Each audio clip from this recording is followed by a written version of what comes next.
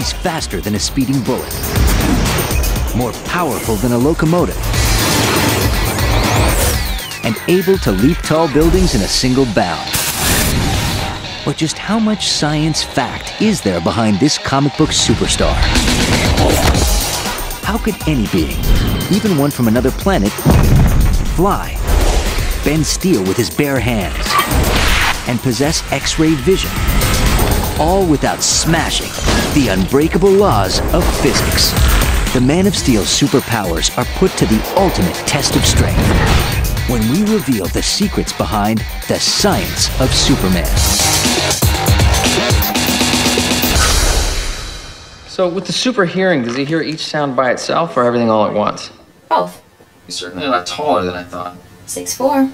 I love that he can see through anything. I'd have fun with that. Anything but lead. I bet he's 225 pounds, faster than a speeding bullet, draws his power from the sun, invulnerable to anything but kryptonite, and he never lies. kryptonite. Radioactive pieces of his homeworld.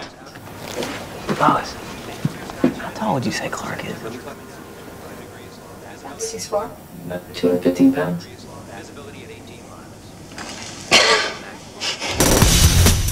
From Hollywood blockbusters to comic books and television shows, Superman, the world's first comic book superhero, hasn't been shy about showing off his amazing abilities.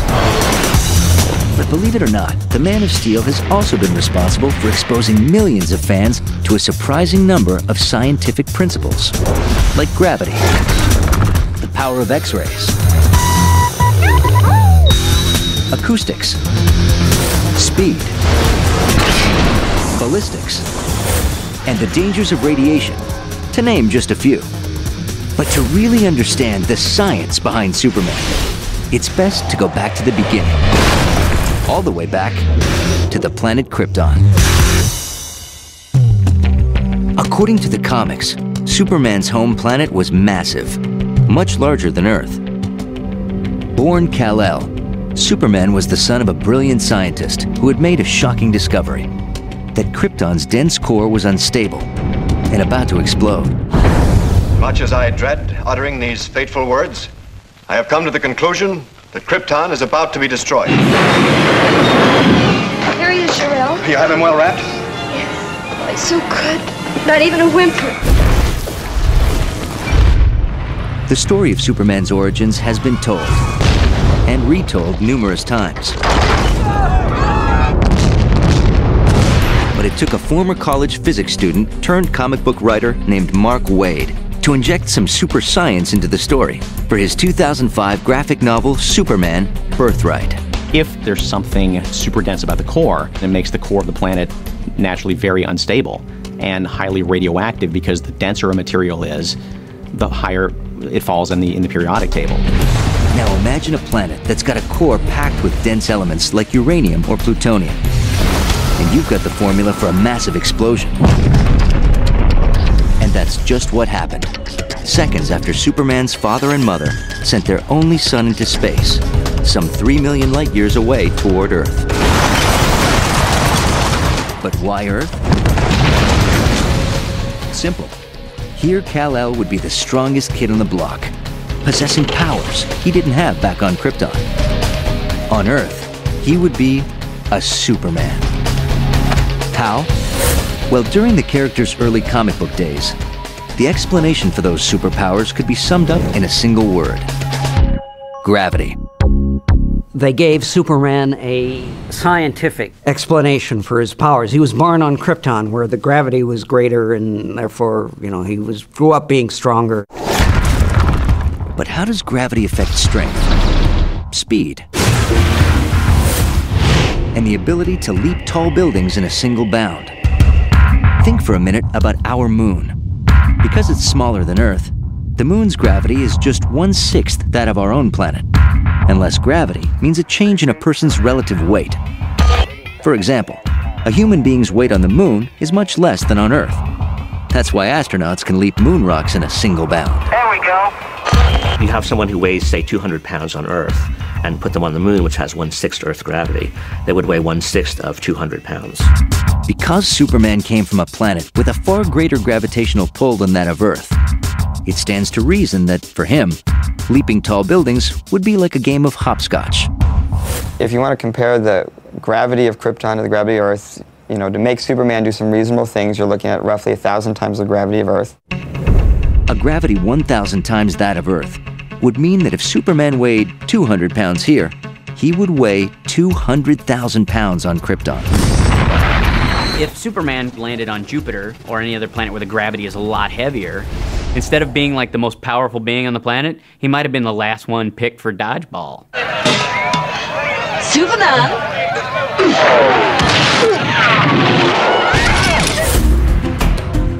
But the difference between Krypton's gravity and that of our Earth presents Superman with another scientific dilemma.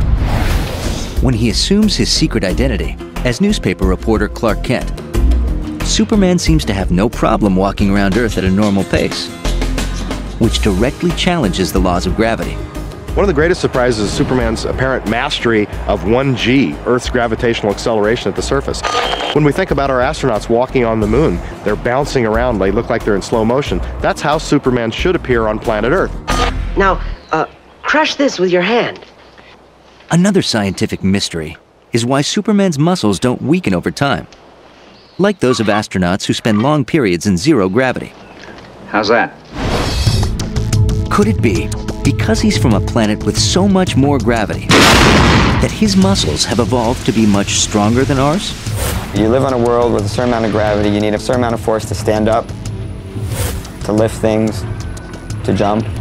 He would have a much greater weight there. He would come here. He'd be able to lift much heavier objects. And again, it goes roughly with gravity, so it'd be about 1,000 times stronger.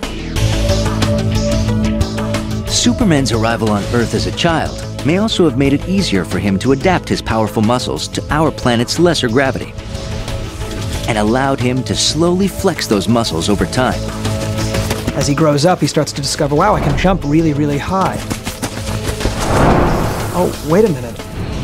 If I choose, I don't ever need to touch the Earth. I can actually defy gravity. But it did take Superman some time to master what many consider his greatest superpower: flight. In fact, it's a power he didn't even have when he debuted in the comics in 1938. At first, the Man of Steel could only leap, 1/8 of a mile to be exact. Up in the sky, look! It's a bird! It's a plane! It's Superman! But by the 1940s, Superman had become a full-fledged frequent flyer. Which raises another question. Can gravity alone explain this phenomenal superpower? For Superman to fly in constant level flight, he has to have a thrust force that equals his drag force, and he has to have a lift that equals his weight in order to be balanced up and down, right and left. We see no obvious propulsion means for Superman. How does he overcome the drag force? That's the mystery of his flight. Over the years, Superman has found some different ways to get off the ground. In the 1950s television series starring George Reeves, Superman would have to gather speed before lifting himself into the air, just like a jet plane. He also bounced, taking full advantage of Earth's lesser gravity to achieve height, speed, and distance. In other incarnations, Superman could simply lift himself off the ground and fly anywhere, even at super speeds. But the difference between Earth's gravity and that of Krypton could no longer explain this remarkable ability. This is my theory, that flying is based on the magnetic content of his body and the Earth's polarity. So he can push himself away and pull himself towards it. Actually, magnetism might be a plausible explanation. Magnets are used in certain types of high-speed trains, where a magnet is placed on the bottom of the vehicle, and a magnet of the same polarity is placed on a track below it. The two magnets use force to propel themselves apart, lifting the vehicle off the ground. But there just might be another explanation for Superman's ability to fly, one that involves a speculative theory actually being studied by scientists here on Earth. There are some theories that gravity is carried by subatomic particles that are called gravitons. Gravitons are something we have not yet detected. Theoretically, they would travel in waves, much like light waves or electromagnetic waves. If Superman has a way of generating gravitons within his own body, assuming that gravitons exist. I would say he would be flying by essentially riding the waves of gravity that are in his immediate environment. Now, thinking about flying is one thing. Here we go, and rolling. But if you're a movie maker, how do you convince modern-day audiences that a man actually can travel through the air? We'll go again, folks.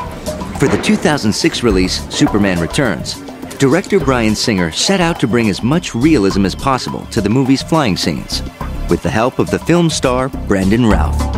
I knew flying was going to be a challenging experience, but I didn't realize how much of an athlete I was going to have to be. A way that we experimented with how the body moves in flight is we had Brandon swimming in a pool, and he's quite a good swimmer. And he would push off from one wall of the swimming pool, but because he was swimming, he'd be suspended, and then his body would exhibit strength or resistance in certain ways. And we would take video of this and then use that as a reference.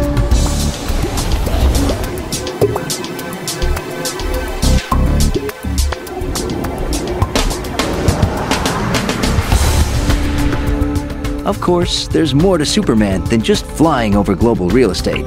Much more.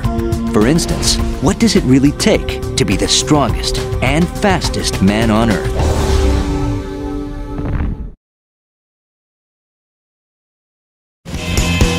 On Smallville, young Clark Kent, as played by Tom Welling, can handle supersonic speeds. At times, he moves so fast, he seems to be invisible. One of the things that we have to balance is how much what he does has an impact on the world around him. For instance, if he runs at super speed, is he running supersonically? And if so, does he generate a boom? We don't really want to go there because part of what he does is get in and out of a room really quickly and pretty much silently. So we do cheat that. God. We actually played if you were the naked human eye in the room and he went and zipped around, you couldn't see him. Obviously on television, to see it, you see a bit of a blur. And sometimes we have what we call Clark time, which is when you see him moving and everything else in slow motion. Again, visually, to see the different sides of these superpowers.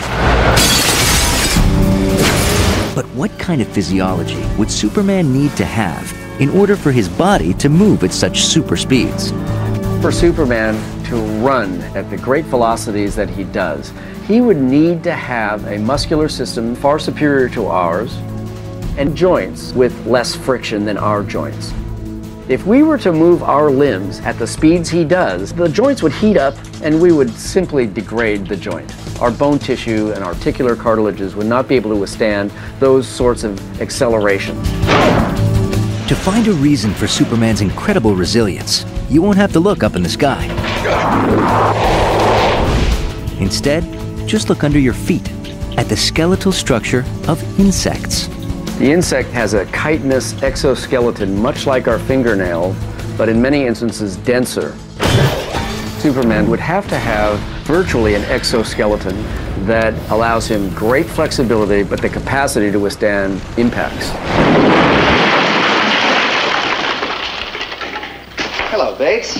Hello, Superman. You don't seem very surprised to see me.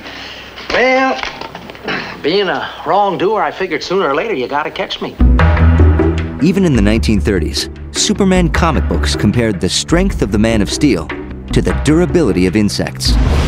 But even the toughest bug can't take a bullet the way Superman can. If Superman's molecular makeup is so tough, wouldn't it be impossible for him to shave or even cut his hair? In the 1950s, Superman comics started running letter columns. Kids asking questions like, okay, dude, how does Superman get his hair cut if he's invulnerable? So the answer became that that he fooled all the barbers in town into believing that he was actually secretly bald, but don't tell anybody, because I don't want any other kids to make fun of me. And then he would go off into his secret cavern and he would use mirrors and heat vision to sort of give himself a quick trim. Most people don't know that the Fortress of Solitude came with a shaving kit and all the things you'd basically find in a W hotel. Here, cheers.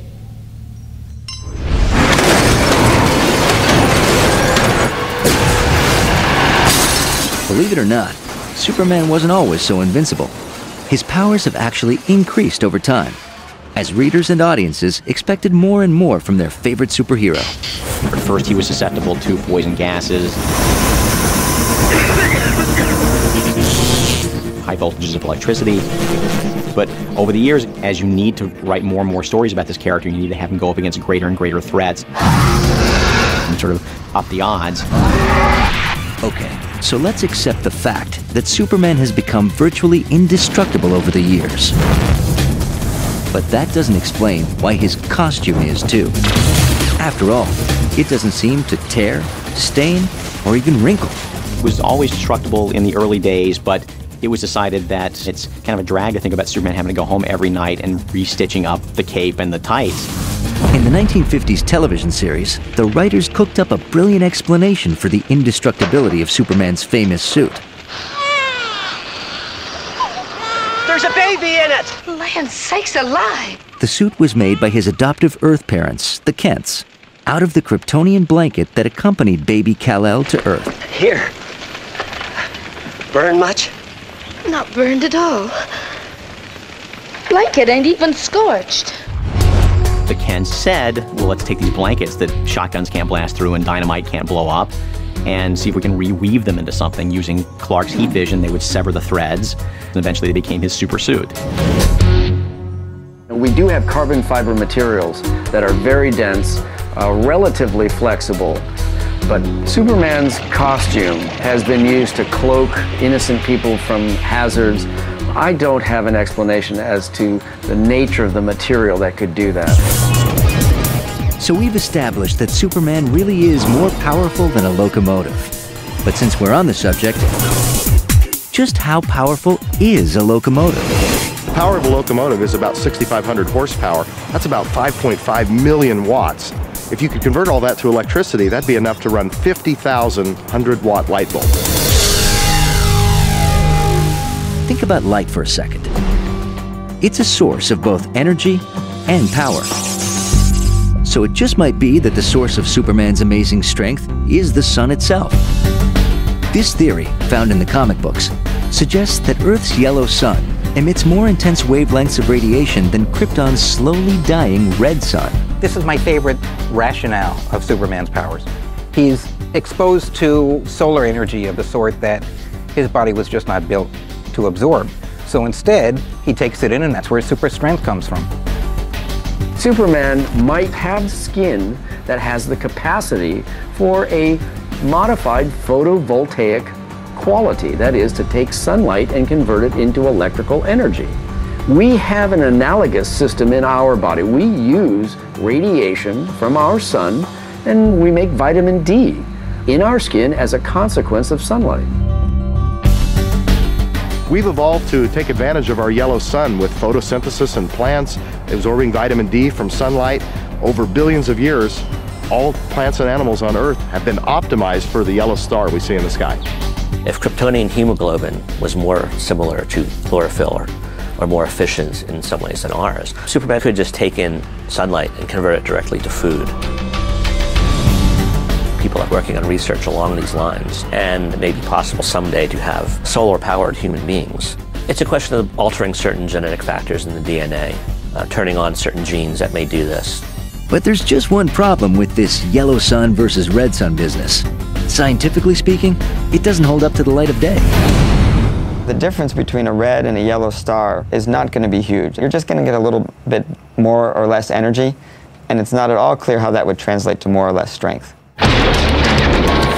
But if Superman's strength, speed, and indestructibility might be the result of yellow suns and gravitational forces, there are still some physical characteristics that aren't so easy to explain. Like most things about Superman, there's more to him than meets the naked eye. Whoa, Kent, are you all right? Kent, what happened up there?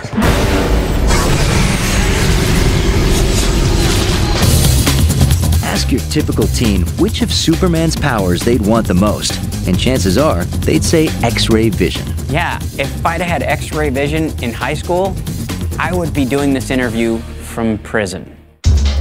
For us, X-rays are as familiar as a trip to the doctor's office. But there's a big difference between the way those X-rays work and the kind created by Superman. In the real world, when a doctor or dentist takes an X-ray, a photographic plate is put behind the part of a patient's body getting examined. After a very brief exposure to the ray, an image is recorded that is otherwise unavailable to the human eye. But Superman doesn't need a photographic plate in order to see things. He sees them just by looking at them. For Superman to use his X-ray vision, you would have to have a system where he generates X-rays, they go out, they go through what he wants to see, they hit something that actually reflects X-rays, which there's not a lot of stuff around on the planet that does. It bounces back and then he detects it again. But Superman's X-ray vision does have one limitation, just like the machine at your doctor's office. What color underwear am I wearing? Oh, I'm sorry, I embarrassed you, didn't I? I don't know, Flynn. It's just that this platter must be made of lead. Yes it is, so? Oh, you see, I sort of have a problem seeing through lead. X-rays cannot penetrate lead pretty much because of the density of the material. This attribute of lead is used in hospitals, dental offices, because you want to limit the amount of X-rays you get exposed to. Everyone seems to think there's something very valuable in one of those knives. And you're going to examine them with your X-ray vision? That's correct. We better stand back. We could be burned by the ray bombardment, so intense. That's quite correct. As a matter of fact, you better all wait in the hall. Superman's X-ray vision would be harmful if it was powerful, like a high-dose type thing. There might be a scenario where his X-ray vision was low enough power, it didn't really cause damage, but most likely the X-ray vision would slowly cause damage if he kept looking at the same person over and over. Well? Looks like you're all wrong. There's absolutely nothing hidden in any one of those knives. The first time I thought I was hallucinating, and then it happened again. Clark, I'm sure there's some way to control this. You guys, I can see through things. How do you control that? Of course, for filmmakers, showing Superman's ability to see through solid objects presents some definite creative challenges. What we tried to do on Smallville that was different from the movies or the other TV shows was, you know, X-ray vision looked like an X-ray. It wasn't see-through vision, like the Craggerly hole in the wall and he could see through it. It was actually looked like if you were looking at a live X-ray. A live X-ray.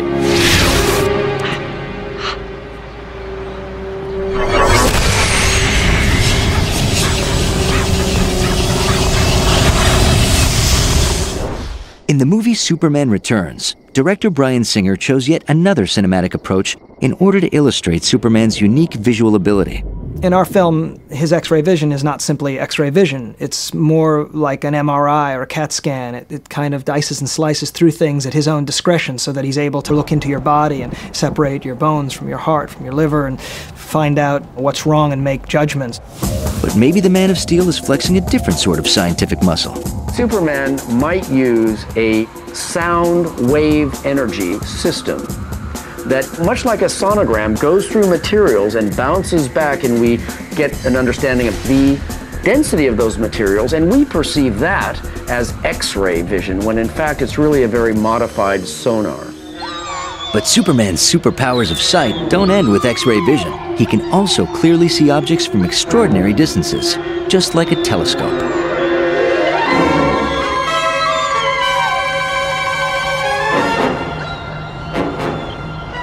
I think I'll just go see if Ricky's all right. You okay? Yeah. We have photoreceptors on the back of our eye, and then we have a lens that focuses the light onto these photoreceptors. And so the quality of the lens and the number and sensitivity of the photoreceptors will enable a being like Superman to see many, many times farther than we can. If you think super sight can only exist in comic books, think again. In our world, some birds, like eagles for example, can see much more sharply than humans. This is due to the fact that they have more light-sensitive cells in their retina, at least 4 times more than we do. But even if Superman had 100 times more light receptors in his eyes than humans, it wouldn't explain another of his extraordinary ocular abilities: heat vision. His heat vision is essentially laser vision. It was created in the 1960s and made its own separate superpower. If you wanted to make a laser for Superman in his eyes, you need a very high power source. And typically Superman's trying to melt stuff with his heat vision. But you need a fair amount of power to melt something quickly, so it would be unlikely to be able to generate enough energy, I think. But it's not completely inconceivable. I was trying to explain to Brandon how he has heat vision. I said, well, in my mind, you draw solar energy and you collect a high concentration of it in a billion micro mirrors inside of your eyeballs. And at will, you dispense it. There are animals like the electric eels that do store charge and can emit a great deal of electricity. Superman may be able to emit some charge field of such a powerful nature that it goes beyond the body, goes beyond physical contact that the electric eel needs, and actually goes through air and space to have an impact on another body. Okay, so assuming Superman can store energy, like an electric eel, he just might be able to scorch objects just by blinking his baby blue eyes.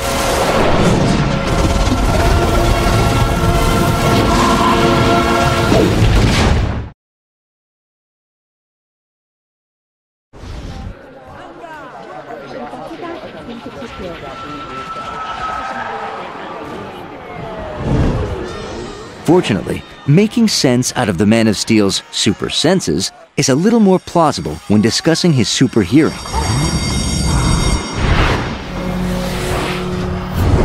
Nathan, everything's set. As soon as I'm out, get rid of the Ross kid. There will be his plan in Metropolis. Superman would have to have a very, very sensitive ear mechanism that could be very much designed after ours. Superman may have a tympanic membrane, a specialized eardrum that takes even the tiniest of sounds and translates them into the sound energy that's sent to our brain. Another of the Man of Steel's superpowers involves the most basic ability of all, breathing, or in his case, super breathing. Super breath is his ability to take in a certain volume of air, a great volume of air, compress it in his lungs like a super compressor.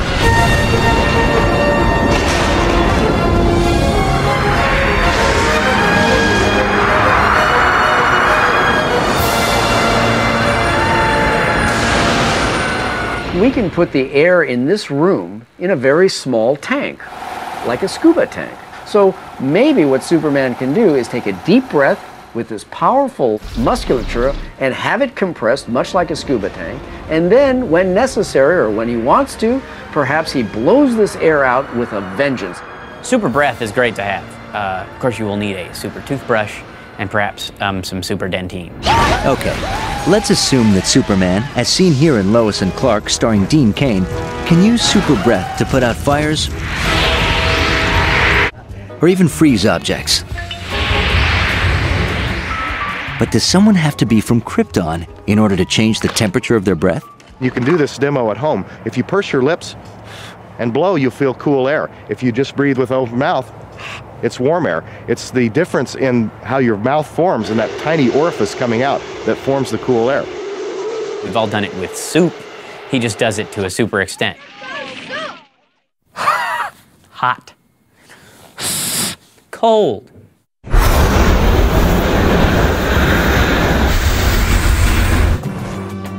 If Superman has super breath, he must have super lungs and need oxygen just like humans. But if that's the case, how can we explain his ability to fly into the upper stratosphere or even into outer space? Is Superman so invincible that he doesn't even need oxygen to stay alive? It's one thing to read about Superman's superpowers in a comic book. It's another to see them dramatized in a movie or television series.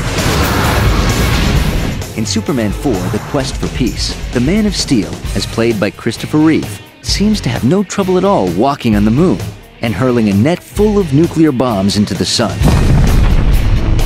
Even though Superman's a superhero, he probably wouldn't do too well in space without a pressure suit or an oxygen mask.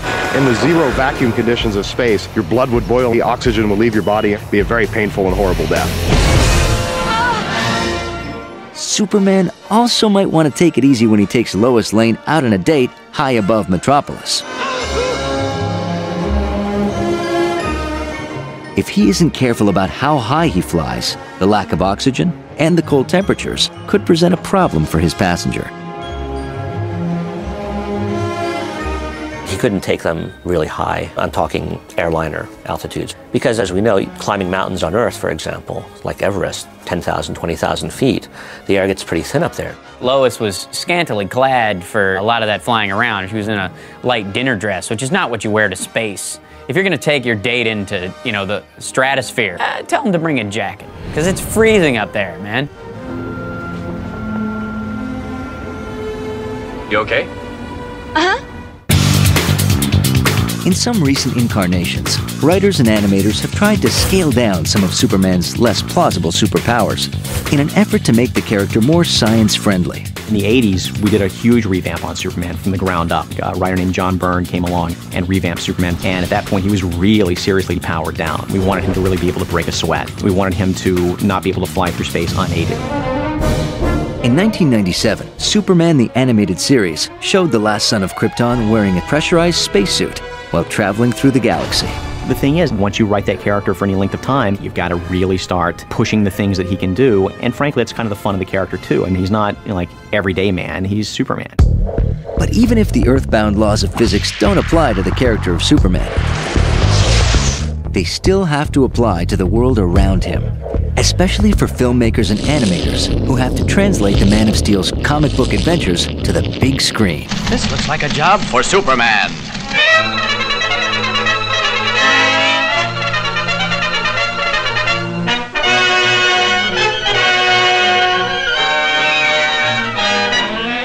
In the Max Fleischer cartoons, they actually did a lot of live-action mimicry, and a lot of care was taken to the physical logic. For instance, a train trestle will be broken, and Superman will catch the front of the train and carry it over. And instead of just kind of help the train over, he'll slip to the caboose and catch the caboose and make sure it gets set on the tracks, because the reality is you can't just land a train. It's in segments. It's going to go all over the place. For the scene in Superman Returns, in which Superman rescues a falling airliner, director Bryan Singer and writers Michael Dougherty and Dan Harris made sure to show their hero putting up a tough fight that is as science plausible as it is spectacular.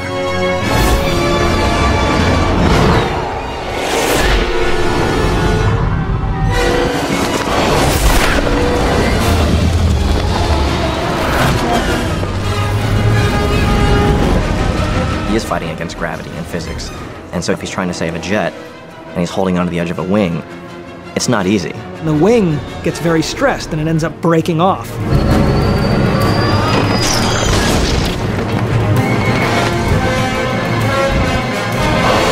The reality is, the last thing that's probably ever going to happen on a commercial airplane is your wing's going to break off. But we managed to get a hold of a 747 wing stress test, where they built a series of hydraulics that would bend the wing to its breaking point. We put the plane into a flat spin, sort of reflecting footage that we saw. When Superman grabs the wing, he can't overcome the centrifugal force to get it to fly straight. And they see the wing bending and failing through here. And then it's a catastrophic error on Superman's part. You see the plane go immediately into a spin. You created more of a challenge, I think, by drawing on that idea that he does have to fight against physics. Of course, catching falling airliners is one thing, but time travel is something else entirely.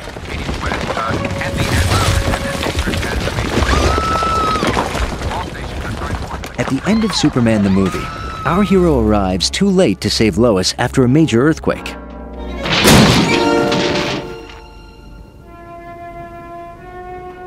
But the Man of Steel has an ace up his super sleeve. He turns back time by reversing the rotation of the planet.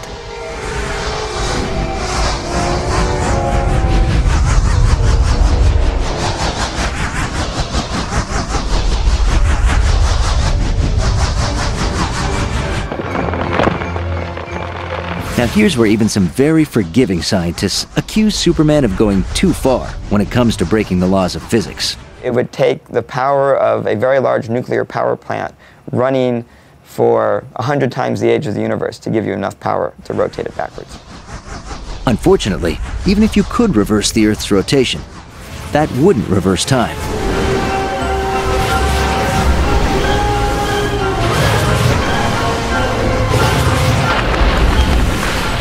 That trick just doesn't work. As far as we know of no way to reverse time, although scientists are always looking.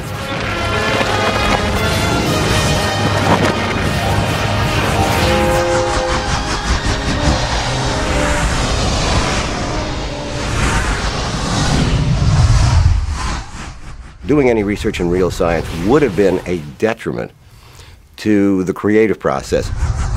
We had Superman turning the world backwards. Now, I'm science knowledgeable enough to know we'd all fly off into space and there would be total destruction of the world. But if we say the world can go backwards, then the world can turn backwards. There's telephone poles falling all over the road. I'm almost killed, and at the top, the whole thing off this stupid car runs out of gas. I'm sorry about that, Lois. But I've been kind of busy for a while. Okay, so maybe Superman's taken a few liberties with scientific fact over the years. But there's one amazing time he was so right on the money, the US government actually stepped in and covered it up. During World War II, newspaper strips showed the Man of Steel fighting evil scientists who'd done the seemingly impossible. They'd split the atom in order to create an atomic bomb. The strip ran just as scientists on the top secret Manhattan Project were at work on the real thing. The fellows at the project were flipping out because they're opening up their morning newspaper over their coffee and there's Superman dealing with something that they're dealing with in a secret lab deep under the Nevada desert. And so the feds came to the offices and said, you know, we kind of need you to put this on the shelf for a while because you're so much on the cutting edge of technology that this is a national security risk. By now, it should be obvious that Superman has no shortage of superpowers. But don't forget, he's also got one big weakness. One that has a fascinating real-life parallel right here on Earth.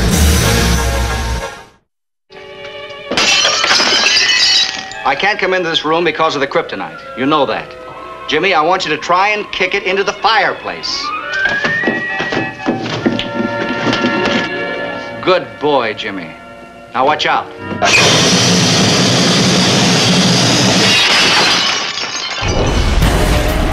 Luckily for any writer who has to put conflict in a Superman story, there's one thing that can bring the Man of Steel to his knees. Kryptonite, a radioactive piece of Superman's home planet. Apparently, it's the only substance in the universe which can rob the Man of Steel of his powers, and, depending on the exposure, potentially kill him. It immediately puts him back on Krypton, where people don't fly, people don't have super strength. It makes him just like us. Kryptonite basically brings him back to zero, and therefore vulnerable to everything, which is a problem if you're supposedly super, because then being normal all over again kind of sucks. But there are multiple types of kryptonite. And they all have different effects on him. There's the normal green kryptonite, there's red kryptonite. Some of them affect him psychologically, others affect him physically, and it's because it's the radiation from his own planet that really throws a monkey wrench in his whole system. But what makes a little chunk of meteor from Krypton so dangerous? It's deadly. Damn. And why doesn't it affect the rest of us? Perhaps kryptonite emits radiation in a wavelength band that's just unhealthy for Superman, just like uranium and radium do for us, as we can see in this Geiger counter right here. Every beep we hear is a cosmic ray that is scrambling my DNA as we speak. One or two beeps aren't going to harm us. If I brought this near a radioactive source like radium or uranium, this thing would go mad. Of course, a little radiation in a controlled environment can be a good thing. Just think of microwave ovens. But too much radiation can be deadly. The harm we get from radioactive materials is basically, at a simple level, damage to the molecules in there. It rips bonds, it breaks molecules apart, and if it breaks the wrong ones apart, your cells stop working or you get sick. But unlike radioactive materials on Earth, kryptonite doesn't take years or even days to hurt Superman. Its effects are instantaneous. Dad, I'm feeling kind of strange. The reason kryptonite affects him so quickly from a writer's standpoint is because I don't have 22 pages to sit around watching him slowly turn green. I really want that dramatic impact right off the bat. But of all his amazing abilities, Superman does have one superpower you won't find in the comic books or on screen. It's the power he's had for over 60 years to get readers and audiences interested in the concepts of science. Once the effects of the solar flare faded, everything went back to normal. Superman was certainly an influence in my life. I studied Superman on television. I studied Superman comic books. And the kind of questions that Superman raised certainly helped me to become a scientist. I was heavily into comics and science fiction. Superman especially because Superman is basically a science fiction character. He comes from another planet, he's an alien, he has these amazing abilities, and in some ways he personifies a lot of very important scientific issues.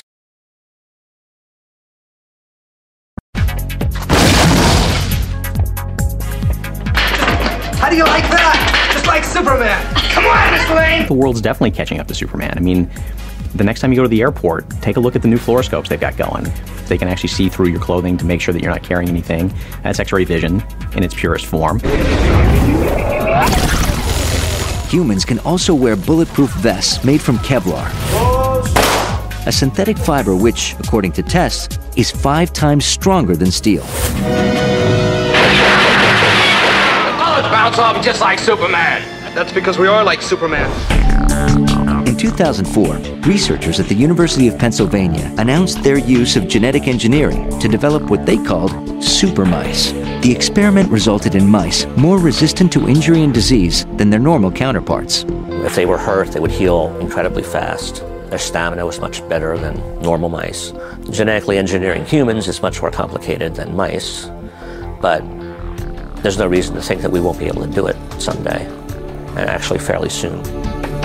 As we understand the biological mechanisms better, it is possible that we can turn on and turn off elements of our genetic expression to give us advanced powers.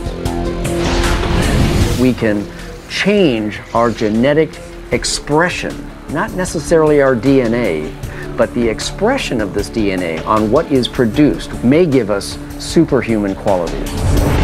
Golly, Mr. Kent, you'll never know how wonderful it is to be like Superman. Superman and his powers have inspired science and technology by showing physicists and scientists what's possible. It's Superman! Perhaps what's not possible, but good science fiction always drives good science fact. Superman very early on instilled a deep love of science that I've tried to bring then back to the comics as I write them, try to write them with the reality of science in mind as best you can. Gee, could you teach me to do that? Mommy, there's something I want you to remember. No one, but no one can do the things that Superman does. And that goes especially for flying. Now answer my question. Who do you think I am?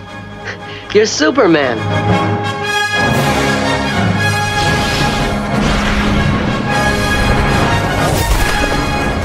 At the end of the day, maybe Superman's real superpower isn't his super strength, his X-ray vision, his super hearing, or even his ability to fly.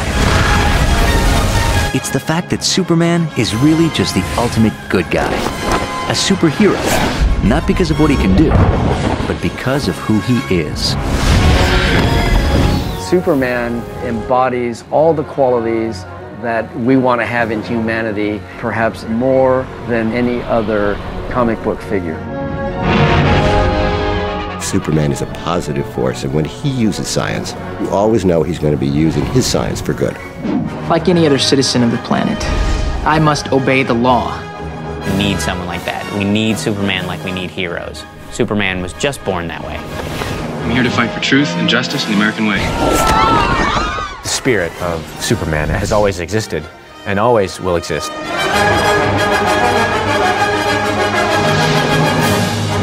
It's the pinnacle of human existence, I think, is if everyone could be Superman, then the world would be a better place.